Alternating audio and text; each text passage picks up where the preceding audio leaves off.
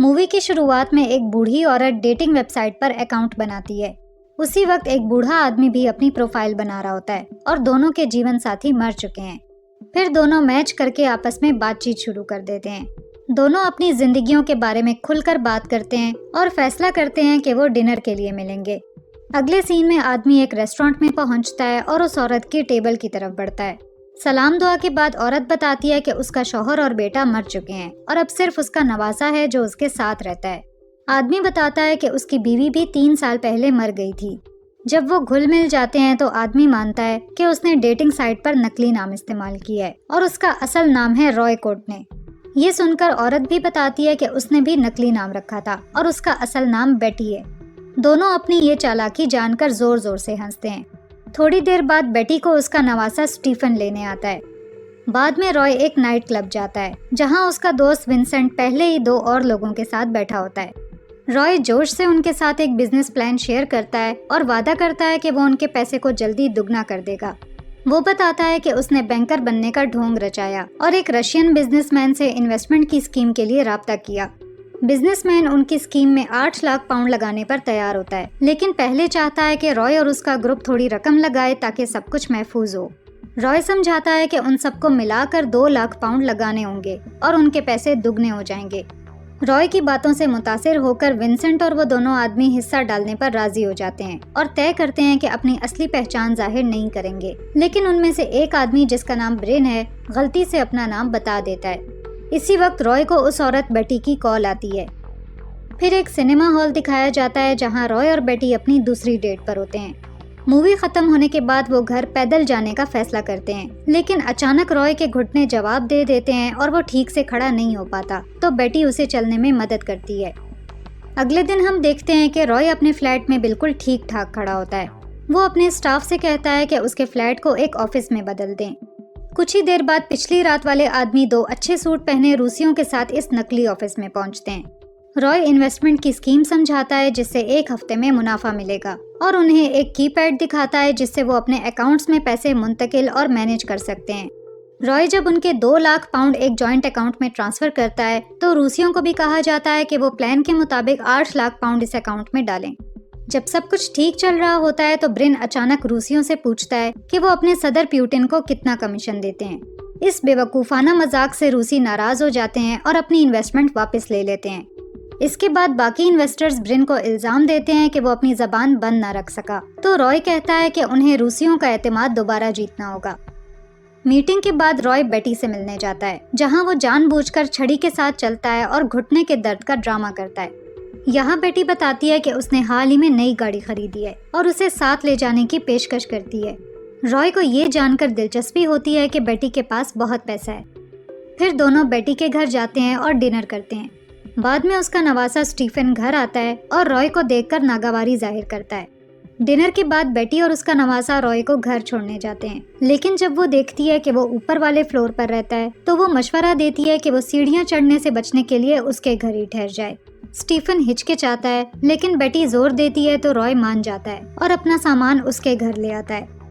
اگلی صبح جب رائے گھر کے باہر کھڑا ہوتا ہے تو وہ ایک اجنبی آدمی کو گاڑی میں بیٹھا دیکھتا ہے جو اسے گھور رہا ہوتا ہے۔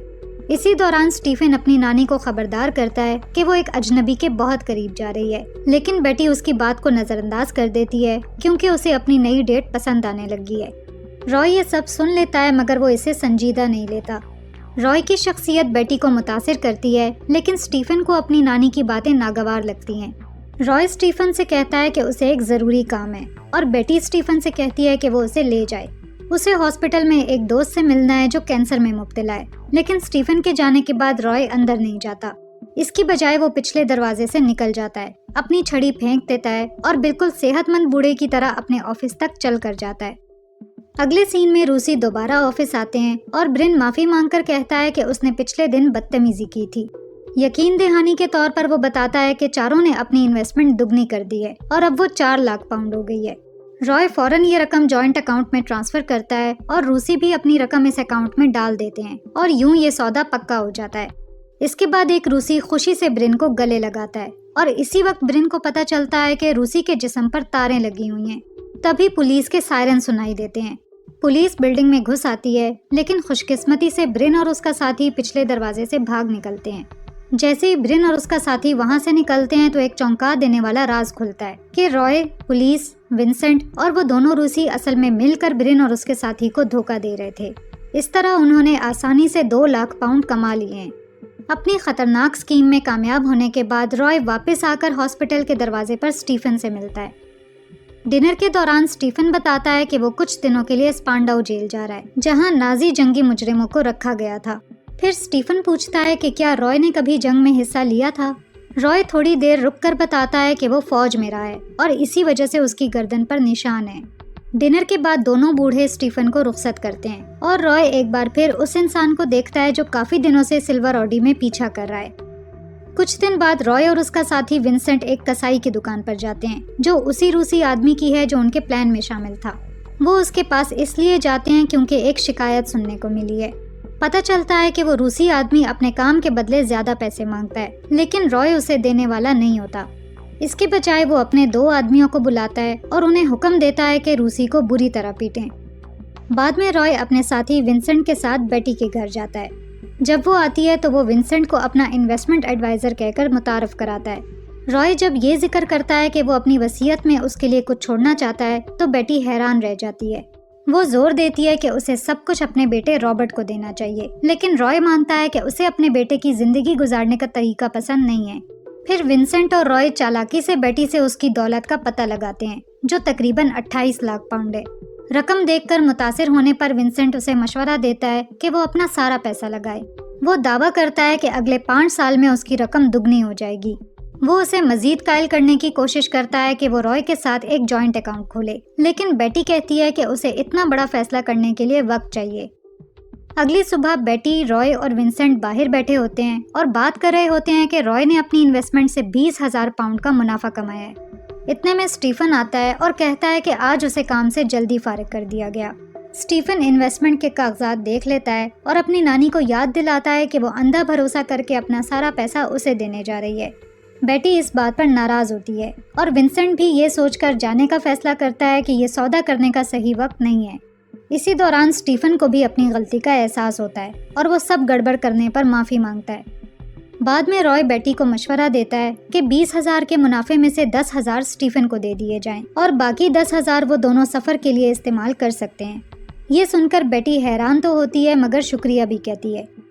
अगली दोपहर वो रॉय के बाल काटती है और बर्लिन जाने की ख्वाहिश जाहिर करती है। दोनों खुशी खुशी बातें कर रहे होते हैं कि अचानक बेटी की तबीयत खराब हो जाती है और वो फर्श पर गिर पड़ती है। रॉय एम्बुलेंस बुलाने की कोशिश करता है, लेकिन वो कहती है कि बस उसके डॉक्टर को फ़ोन करे। बाद में डॉक्टर बताता है कि उसे एक और फालिज का अटैक हुआ है। फिक्रमंद रॉय पूछता है कि क्या इसका कोई इलाज है, लेकिन बेटी सर्जरी और लंबे आराम से हिचकिचाती है क्योंकि वो एक मरी हुई औरत की तरह जीना नहीं चाहती। उस रात रॉय बेटी को सुला देता है और उसकी तिब्बी हालत देखकर उसके साथ बर्लिन जाने पर राजी हो जाता है। अगले दिन शॉपिंग के दौरान रॉय देखता है कि ब्रिन उसका पीछा कर रहा है, तो वो फौरन 1 घंटे में बेटी से रेस्टोरेंट में मुलाकात का बंदोबस्त करता है। फिक्रमंद रॉय ट्रेन की तरफ जाता है जबकि ब्रिन उसका पीछा कर रहा होता है। जल्द ही ब्रिन उसका सामना करता है और बताता है कि उसने उनकी धोखाधही का राज जान लिया है। वो अब अपने 1 लाख पाउंड वापस चाहता है, वरना वो रॉय की असलियत बेटी को बता देगा। ये कहकर वो रॉय को घेर लेता है, लेकिन रॉय उसकी आंख पर हमला करता है और उसे आती हुई ट्रेन के सामने धकेल देता है। फिर चालाक रॉय वहां से बगैर पकड़े फरार हो जाता है। वाक़ये के बाद रॉय तयशुदा जगह पर बेटी से मिलता है और अचानक अपनी सफ़र की ख्वाहिश जाहिर करता है। अगले सीन में वो बर्लिन पहुंचते हैं जहां वो स्टीफन से मिलते हैं। स्टीफन उन्हें शहर दिखाने की पेशकश करता है क्योंकि वो इसे अच्छी तरह जानता है। तीनों कई जंगी म्यूजियम और खूबसूरत इमारत देखते हैं। इसके बाद बेटी फैसला करती है कि वो अकेली घूमेगी और वक्त पर होटल वापस आने का वादा करती है। अब इसके बाद वो एक पुरानी इमारत के सामने खड़ी और गहरी सांस लेती दिखाई देती है। बाद में बेटी जख्मी हाथ के साथ होटल पहुंचती है। वो कहती है कि उसका पाँव फुटपाथ पर लुढ़कने की वजह से फिसल गया। रॉय उसके जख्मों का इलाज करता है और नरमी से उसके हाथ चूमता है, जिससे बेटी उसकी मेहरबानी पर और ज्यादा मुतासिर होती है। अगले दिन स्टीफन उन्हें एक होटल ले जाता है, एक पुरानी बिल्डिंग जिसे रॉय देखकर परेशान हो जाता है, जैसे वो पहले इसे देख चुका हो। अपार्टमेंट के अंदर स्टीफन अचानक बताता है कि उसने रॉय के सर्विस कार्ड चेक किए हैं और मालूम हुआ है कि वो जंग के बाद यहाँ तैनात था। وہ کئی دہائیاں پہلے جنگ کے 3 سال بعد اسی بلڈنگ میں آیا تھا اور اسی دن ایک قتل بھی ہوا تھا۔ اب جب اس کا راز کھل گیا ہے تو رائے سچ بتاتا ہے کہ وہ ایک انٹیلیجنس ایجنسی کے لیے کام کر رہا تھا جو نازی مجرموں کو پکڑنے کا کام کرتی تھی۔ سال 1948 میں وہ برلن آیا تھا تاکہ ایک طاقتور نازی مارٹن گائیگر کو گرفتار کرے۔ فلیش بیک میں دکھایا جاتا ہے کہ ایک نوجوان برطانوی سپاہی رائے اور ایک جرمن ہانس ٹاب مجرم کے گھر پہنچتے ہیں جو وہی کمرہ ہے جس میں وہ موجودہ وقت میں ہے۔ ایک آدمی نے دروازہ کھولا اور دعویٰ کیا کہ گائیگر اس وقت موجود نہیں ہے، لیکن ایجنٹس رکنے پر اصرار کرتے ہیں تو وہ آدمی کافی بنانے کے لیے کچن چلا جاتا ہے، لیکن وہ اصل میں خود گائیگر تھا۔ اس نے چاقو اٹھایا اور ہانس کی گردن پر رکھ دیا۔ اس پر رائے کو اپنا ہتھیار نیچے رکھنا پڑا اور گائیگر نے کسی طرح اسے اٹھا لیا۔ پھر جھگڑے میں برطانوی سپاہی رائے مارا گیا جبکہ ہانس زندہ بچ گیا۔ یہاں رائے آخرکار اقرار کرتا ہے کہ اس کا اصل نام ہانس ہے، جو برطانوی سپاہی کا جرمن ٹرانسلیٹر تھا۔ وہ اس دن کو یاد کرتا ہے جب برطانوی سپاہی مارا گیا اور وہ خود بمشکل موت سے بچ نکلا۔ سپاہی کا چہرہ بری طرح بگڑ گیا تھا تو ہانس نے موقع کا فائدہ اٹھا کر اس کی پہچان اپنا لی۔ لوگ پہلے ہی سمجھتے تھے کہ ان دونوں کے چہرے ملتے جلتے ہیں۔ اسی دن سے وہ رائے کوٹنے بن گیا اور برطانوی شہری کی حیثیت اختیار کر لی۔ انگریزی پر عبور ہونے کی وجہ سے کسی نے اس کی نئی پہچان پر شک نہیں کیا۔ وہ لندن چلا گیا اور جرمنی کی جنگی دہشتوں سے دور ایک انگریز کی طرح زندگی گزارنے لگا۔ اس کی باتیں سن کر اسٹیفن سوچتا ہے کہ وہ ایک برا آدمی ہے اور اپنی نانی کو خبردار کرتا ہے کہ اس سے دور رہے، لیکن بیٹی رائے کا ساتھ دیتی ہے اور اسٹیفن سے کہتی ہے کہ اب سے ان کے معاملوں میں دخل نہ دے۔ اسٹیفن کے کمرے سے جانے کے بعد بیٹی رائے کی حمایت کرتے ہوئے کہتی ہے کہ جب وہ اس کے ساتھ ہوتا ہے تو اسے لگتا ہے کہ وہ اکیلی نہیں ہے۔ جب وہ گھر واپس آتے ہیں تو بیٹی ونسنٹ کو فون کرنے کا کہتی ہے۔ وہ فیصلہ کرتی ہے کہ اپنی ساری رقم رائے کے ساتھ جوائنٹ اکاؤنٹ میں ٹرانسفر کرے۔ بعد میں رائے ونسنٹ سے ملتا ہے، لیکن ونسنٹ مشورہ دیتا ہے کہ رائے کو بیٹی کے علاج کے لیے کچھ رقم اس کے پاس چھوڑ دینی چاہیے۔ لالچی رائے اس بات کو نظر انداز کر دیتا ہے کیونکہ وہ بیٹی کے 3 ملین کا ایک ایک پیسہ ہتھیانے پر تلا ہوا ہے۔ کچھ دن بعد ونسنٹ بیٹی کے گھر آتا ہے۔ وہ اس کی اور رائے کی مدد کرتا ہے تاکہ وہ اپنے الگ الگ اثاثے جوائنٹ اکاؤنٹ میں شامل کرنے کا پیپر ورک مکمل کر سکیں۔ پھر وہ انہیں رقم ٹرانسفر کرنے کے لیے الگ الگ کی پیڈ دیتا ہے، لیکن پھر بیٹی سوچتی ہے کہ کیا اسے اپنی طبی حالت کی وجہ سے اپنے لیے کچھ رقم رکھنی چاہیے۔ یہ دیکھ کر رائے اسے قائل کرتا ہے اور دکھاوے کے طور پر اپنی ساری دولت جوائنٹ اکاؤنٹ میں ٹرانسفر کر دیتا ہے، اور بیٹی بھی ایسا ہی کرتی ہے۔ دونوں اکاؤنٹ کے لیے پاسورڈ رکھتے ہیں۔ بیٹی دیوار پر لگی پھولوں کی تصویر دکھاتی ہے تو وہ 6 حرفی لفظ لیلیز کو پاسورڈ بنا لیتے ہیں۔ سب کچھ طے ہونے کے بعد رائے ڈرامہ کرتا ہے کہ اسے اپنے بیٹے رابرٹ کی کال آئی ہے جو لندن آ رہا ہے اور ملنا چاہتا ہے۔ وہ کہتا ہے کہ وہ وہاں جانے کی زحمت نہیں کرے گا، لیکن بیٹی اسے اپنے بیٹے سے ملنے کا حوصلہ دیتی ہے۔ اس کی بات مان کر رائے اپنا بیگ پیک کرتا ہے اور دعویٰ کرتا ہے کہ وہ رات بھر کے لیے جا رہا ہے، ساتھ ہی اپنا کی پیڈ بھی بیگ میں رکھ لیتا ہے۔ جانے سے پہلے بیٹی اس سے کہتی ہے کہ پانی پی لے تاکہ ہائیڈریٹڈ رہے، کیونکہ سفر تھکا دینے والا ہو سکتا ہے۔ اس پر رائے کچن کی طرف جاتا ہے اور بیٹی تجسس سے اس کے بیگ کی طرف دیکھتی ہے۔ ریلوے اسٹیشن پر رائے ڈرامہ کرتا ہے اور کہتا ہے کہ کاش اسے جانا نہ پڑتا اور وہ شام بیٹی کے ساتھ گزار سکتا، مگر بیٹی اسے اپنے بیٹے سے ملنے کی ترغیب دیتی ہے۔ کچھ لمحوں بعد ٹرین آ جاتی ہے اور وہ اسے گرم جوشی سے رخصت کرتی ہے۔ اس کے بعد ایک ہوٹل کا کمرہ دکھایا جاتا ہے جہاں رائے آرام سے بیٹھا شراب پی رہا ہوتا ہے۔ نشے کی حالت میں وہ اپنے بیگ میں کی پیڈ تلاش کرتا ہے، لیکن حیران رہ جاتا ہے کہ وہ غائب ہے۔ وہ فوراً بینک کی کسٹمر سروس سے رابطہ کرتا ہے، لیکن وہ بغیر کی پیڈ کے اس کی کوئی مدد نہیں کر پاتے۔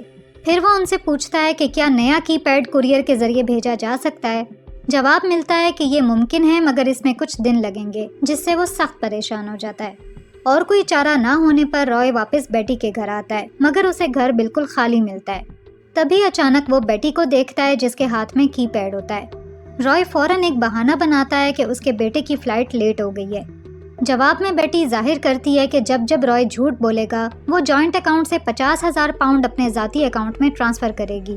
وہ رائے کے کئی جھوٹ پکڑ لیتی ہے، جن میں یہ بھی شامل ہے کہ وہ اچانک اس کے گھر صرف اسے ملنے آیا تھا۔ اس پر وہ فوراً 1 منٹ کے اندر 2 لاکھ پاؤنڈ اپنے اکاؤنٹ میں ٹرانسفر کر لیتی ہے۔ گھبرا کر رائے آخرکار بیٹی سے پوچھتا ہے کہ وہ اصل میں کون ہے۔ اس پر وہ دیوار پر لگی للی کے پھول کی تصویر کی طرف اشارہ کرتی ہے جو اس کی اصل پہچان ہے۔ فلیش بیک میں دکھایا جاتا ہے کہ بیٹی دراصل برلن کی ایک نوجوان لڑکی تھی اور اس کا اصل نام للی ہے۔ رائے جس کا اصلی نام ہانس تھا للی کو انگریزی پڑھایا کرتا تھا اور یہ ظاہر ہوتا ہے کہ للی اس سے بے حد محبت کرتی تھی۔ ایک دن جب وہ للی کا انتظار کر رہا ہوتا ہے، ہانس کو ایک کمرے سے میوزک کی آواز آتی ہے۔ وہ دیکھتا ہے کہ للی کی 3 خوبصورت بہنیں ڈانس کر رہی ہیں۔ ان میں سے ایک بہن اسے اپنے ساتھ ڈانس کرنے کو کہتی ہے جسے وہ قبول کر لیتا ہے، لیکن ہانس دراصل ایک بد کردار آدمی نکلتا ہے اور وہ جلد ہی اس کی بہن کے ساتھ بدتمیزی کرنے لگتا ہے۔ جب وہ لڑکی پیچھے ہٹنے لگتی ہے تو وہ اس کا خوبصورت لباس بھی پھاڑ دیتا ہے۔ اس واقعے کے بعد وہ اس کمرے میں داخل ہوتا ہے جہاں للی اس کا انتظار کر رہی ہوتی ہے۔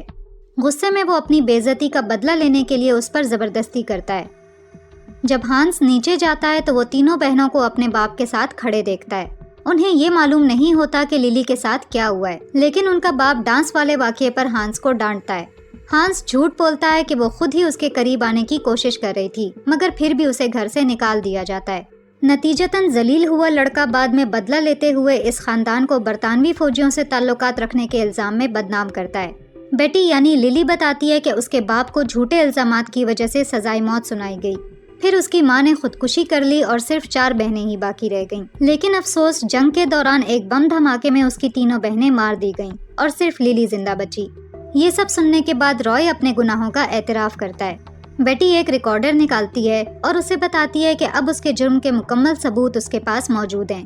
وہ مزید انکشاف کرتی ہے کہ اسٹیفن ایک ماہر ریسرچر ہے جس نے رائے کی مجرمانہ سرگرمیوں کی مکمل چھان بین کی۔ اس کی مدد سے ہی وہ رائے کو اپنی طرف متوجہ کرنے میں کامیاب ہوئی۔ رائے حیران رہ جاتا ہے، لیکن وہ دعویٰ کرتا ہے کہ اس کے پاس اب بھی یہ ثبوت نہیں ہے کہ وہ ہانس ٹاب ہے۔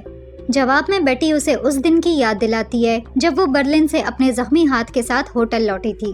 یہاں انکشاف ہوتا ہے کہ جس گھر میں بیٹی گئی تھی وہ دراصل اس کا پرانا خاندانی گھر تھا۔ اب وہ گھر ایک یتیم خانے میں بدل دیا گیا تھا۔ جب بیٹی اپنے پرانے کمرے میں داخل ہوئی تو اس نے فرش میں موجود ایک خفیہ خانہ کھولا، مگر ایسا کرتے وقت اس کا ہاتھ غلطی سے وہاں نکلے کیلوں پر جا لگا۔ اس خانے کے اندر اس نے ایک لاکٹ چھپا رکھا تھا جس میں رائے کے پرانے بال موجود تھے۔ بیٹی کو پورا یقین تھا کہ یہ اس کی اصل شناخت ثابت کرنے کے لیے کافی ہوگا۔ اس کے ساتھ ساتھ اس نے یہ بھی بتایا کہ ونسنٹ دراصل اس کی ہی ٹیم کا حصہ ہے۔ اصل میں اسٹیفن نے ونسنٹ کو گھیر لیا تھا اور دھمکی دی کہ اگر اس نے ساتھ نہ دیا تو وہ اس کے سارے دھوکے حکام کو بتا دے گا، اس لیے ونسنٹ کے پاس ان کی مدد کرنے کے سوا کوئی راستہ نہیں بچا۔ تب بیٹی یہ بھی بتاتی ہے کہ اسٹیفن دراصل اس کا پوتا نہیں ہے۔ اس کے علاوہ جو آدمی سلور آڈی میں باہر باقاعدگی سے ان کی باتیں چھپ کر سنتا تھا وہ دراصل بیٹی کے پوتوں میں سے ایک ہے۔ دونوں ساتھی ہیں اور انہوں نے اس پورے ڈرامے میں اس کی مدد کی۔ مزید یہ کہ اسے کبھی فالج نہیں ہوا، بلکہ ڈاکٹر بھی اس کھیل میں شامل تھا۔ یہ سب کچھ اس لیے کیا گیا تاکہ رائے کو قائل کیا جا سکے کہ وہ اپنا سارا پیسہ جوائنٹ اکاؤنٹ میں ٹرانسفر کر دے۔ یہ سب کہنے کے بعد بیٹی اسے اس کا کی پیڈ واپس دیتی ہے اور بتاتی ہے کہ اب اس کے اکاؤنٹ میں صرف 1,00,000 پاؤنڈ باقی ہیں، لیکن جیسے ہی وہ جانے لگتی ہے رائے اس پر حملہ کر دیتا ہے، مگر بیٹی کسی طرح اس کا مقابلہ کر لیتی ہے اور فوراً مدد کے لیے پکارتی ہے۔ کچھ لمحوں بعد 2 آدمی وہاں پہنچتے ہیں، ایک وہی روسی کسائی اور دوسرا پہلے والا لوٹا ہوا انویسٹر۔ للی کہتی ہے کہ اس کے اکاؤنٹ میں 1,00,000 پاؤنڈ باقی ہیں اور پھر رائے کو ان دونوں کے حوالے کر کے چلی جاتی ہے جو اس سے اپنا لوٹا ہوا پیسہ واپس لینا چاہتے ہیں۔ جب بیٹی گھر سے باہر نکلتی ہے تو وہ اندر سے رائے کی دردناک چیخیں سنتی ہے۔ اگلے سین میں ہاسپٹل دکھایا جاتا ہے جہاں رائے کو مکمل طور پر مفلوج حالت میں دکھایا جاتا ہے۔ ونسنٹ اس سے ملنے آتا ہے اور اسے ایک ڈرنک پیش کرتا ہے جسے رائے نہ چاہتے ہوئے بھی پی لیتا ہے۔ بعد میں ہم دیکھتے ہیں کہ للی بالکل تنہا نہیں ہے، بلکہ اس کے بہت سے بچے اور پوتے پوتیاں ہیں اور وہ اپنے بڑے خاندان کے ساتھ ایک شاندار تقریب میں شامل ہے۔ اب وہ اپنے خاندان کے ساتھ ہمیشہ خوش رہ سکتی ہے اور یہیں پر مووی ختم ہو جاتی ہے۔